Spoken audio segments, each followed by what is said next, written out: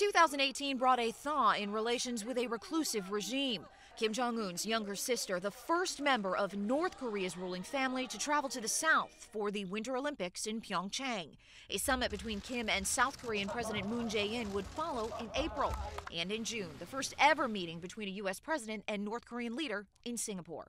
We're ready to write a new chapter between our nations. President Trump also met with Vladimir Putin in Helsinki in July, but prompted an uproar in response to a question about Russian interference in the 2016 U.S. election. He just said it's not Russia. I will say this, I don't see any reason why it would be. The following day, Trump contended he misspoke and meant to say wouldn't. Fears of a global trade war were fueled by Trump tariffs on steel and aluminum, with China and U.S. allies like Canada, Mexico, and the EU hitting back with taxes of their own. Trump further rankled European allies by pulling the U.S. from the Obama-era Iran nuclear deal. But world leaders came together in Paris in November to mark the 100th anniversary of the end of World War I. Also in Europe, Angela Merkel announced her current fourth term will be her last as German Chancellor. UK Prime Minister Theresa May, meanwhile, continued to navigate the challenges of the impending Brexit. I can say to the House with absolute certainty that there is not a better deal available. The planned exit from the European Union with a deadline of March 29, 2019. Great Britain also hosted the wedding of the year.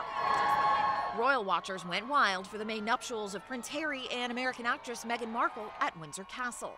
The world also watched the World Cup, 64 matches through June and July, France winning it all. But a Thai youth soccer team grabbed headlines too.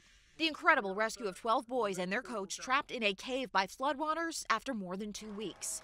The elation, a stark contrast with the tragedy in Southeast Asia in September, when a 7.5 magnitude earthquake triggered a tsunami in Indonesia.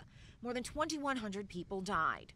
Civil war continued in Syria, where an alleged chemical weapons attack on civilians by President Bashar al-Assad's regime prompted coordinated strikes by the U.S., France, and the UK in April.